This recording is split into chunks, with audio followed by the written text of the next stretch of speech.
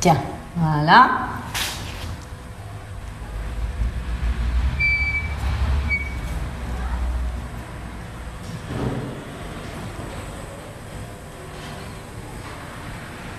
Ça va? Ça te fait pas mal?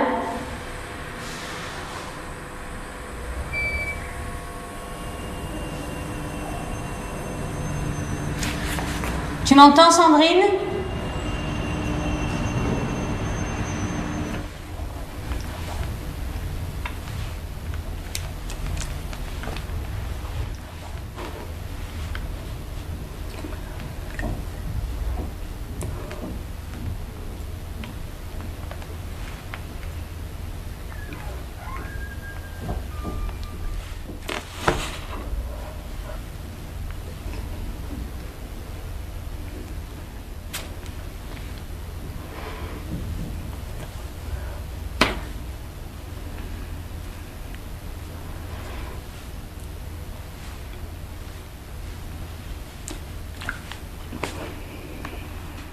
L'approche de la surdité de l'enfant vue comme un manque, à partir du diagnostic et de la représentation plutôt en creux et en négatif de ce que peut être la surdité, entraîne forcément l'idée d'un projet, alors ça peut être à l'école, en famille, dans la société, qui soit un projet à encourager la réhabilitation ou le rapprochement de la norme, entendre et parler. Et ça, c'est quelque chose qui dure depuis des siècles, sur lequel certains s'obstinent pour X raisons. Il y a peut-être des motivations très profondes de l'ordre du religieux pendant une période.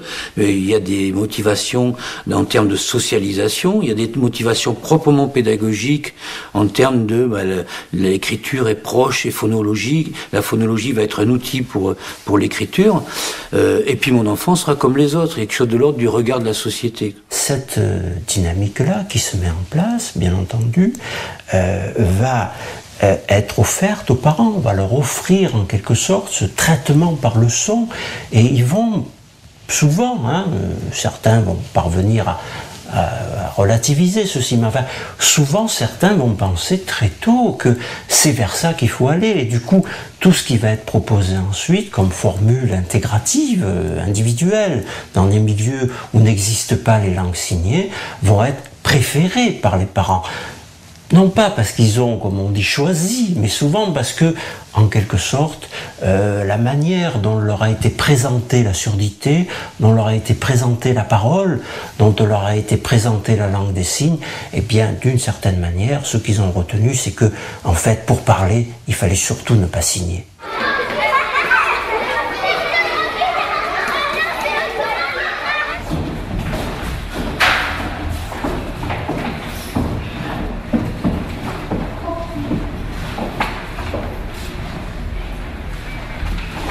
Entrez, allez-y.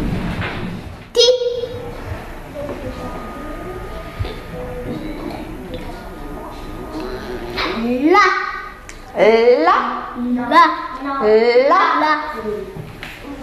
Est-ce que tu es d'accord, Mélis? Ta. Un. Ra. Ti.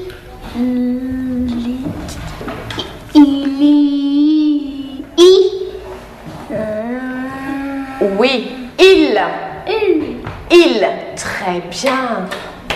Bravo, Noémie. Aïba. Aïba. Aïba. Poésie. Aïba. L'automne.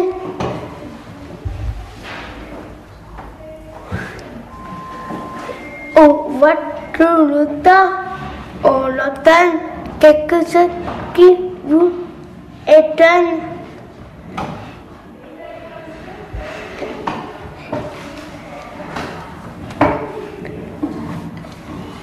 C'est une branche tout à coup qui s'effrite dans votre cou. Le lame tout rouge.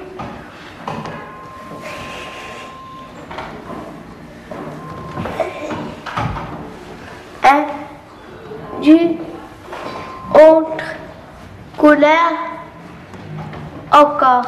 Bravo, Ibar. Bravo. Qui s'effeuille dans votre cou? C'est un petit arbre tout rouge. Bravo. Qui? Milo, qu'est-ce qu'il fait, Milo?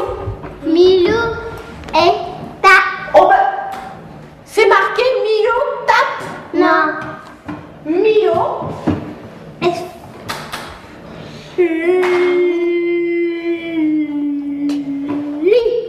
Lit. Qu'est-ce que ça veut dire? Milo lit. Ça veut dire quoi? C'est quel verbe? Lire. Oui. Lire. Lire. Alors qu'est-ce qu'il fait, Milo? Milo. Il dort. Il dort? Mais non, qu'est-ce que tu m'as dit? Lire. Milo. Lire. Il lit. Voilà.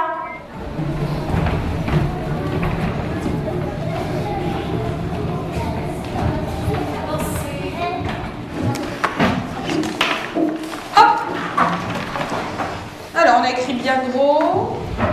Il y en a qui écrivent encore un petit peu petit, hein, je voudrais un petit peu plus gros. Bah alors, Gériline, t'es fatiguée ce matin. Tu as bien regardé? Non. Baissez les ardoises, on va corriger. La réponse, c'était bien 34. Regarde.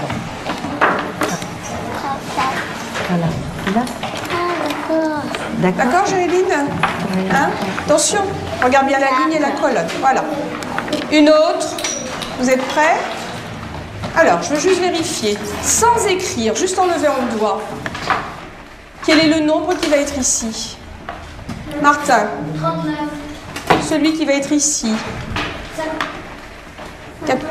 59. Celui qui va être avant celui-là.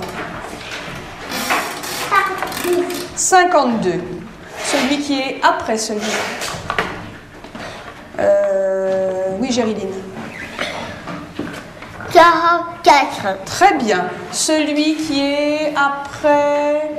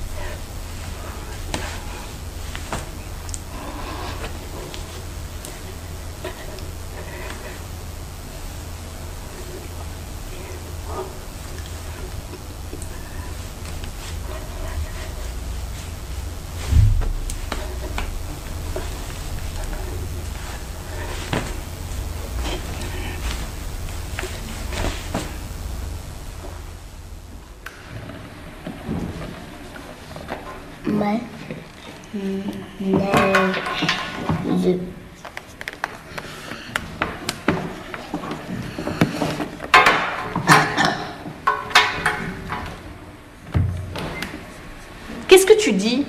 Que dis-tu? Je dis, maman, je veux un maman. Et ta maman, Maman, vas-y, recommence. maman,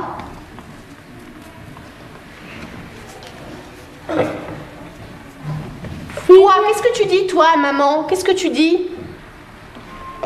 Qu'est-ce que tu as dit, là, Gériline? qui, Toi, tu vas au manège. Qu'est-ce que tu dis quand tu es sur le manège? Qu'est-ce que tu dis? Alors, maman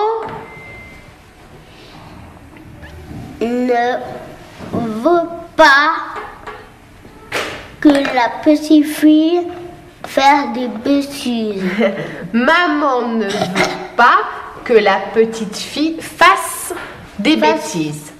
D'accord, mais toi, quand tu es sur le manège, qu'est-ce que tu dis? Tu dis rien. Qu'est-ce que tu dis? Est-ce que je peux aller au manège? Est-ce que je peux aller au manège? Maman te dit oui, vas-y. Qu'est-ce qu'elle dit, maman, alors? Non. Maman a dit non. Après, tu vas au manège. Non. Mais Alors. maintenant, on va en glace. Bah dis donc, tu as de la chance, hein. On va l'écrire en copie après. Alors, on va retourner s'asseoir. Regarde. Et je vous dis bravo. Bravo, bravo.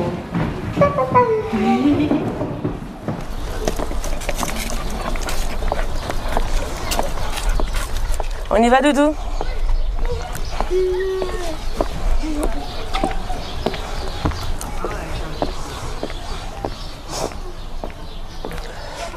Tu vois, là je suis contente, je suis fière de toi. C'est ça qu'il faut que tu m'emmènes aussi pour le français. Et pour le reste, hein. Que des très bien, moi je veux, hein. Tu le sais, hein. D'abord, qu'est-ce que je t'ai dit? Cette année, il faut que tu sois la première, hein. Et rien d'autre. Sera peut-être c'est deux. Non, c'est pas peut-être, c'est sûr. Non, non, c'est sûr. Cette année, tu passes en CE2, c'est sûr. C'est pas sûr. Non, non, moi je dis c'est sûr. T'as intérêt à passer en CE2, Géréline. Je t'ai dit, l'année dernière, il y a eu des conséquences, mais cette année, faut pas que tu redoubles, hein. C'est l'après de l'annonce, on va dire que ça a été plus dur pour moi. Quand j'étais avec ma fille, bon, le seul truc que je lui demandais, c'était pardon. Voilà, c'est la seule chose que je pouvais lui dire, c'était pardon. Pardon qu'elle soit sourde, pardon de lui avoir donné cette malformation. C'était ma seule faute, en fin de compte. Je la voyais comme une faute. On est beaucoup plus entendant qu'autre chose. Donc la parole, c'est d'abord l'outil même pour pouvoir arriver dans une activité professionnelle assez intéressante d'une certaine façon. Je pense que plus elle sera dans la parole, plus elle travaillera là-dessus, plus la communication avec les autres personnes, les autres gens ira plus facilement. Je sais pas, après, je veux dire, après c'est une vision des choses. Moi, c'est peut-être le fait aussi.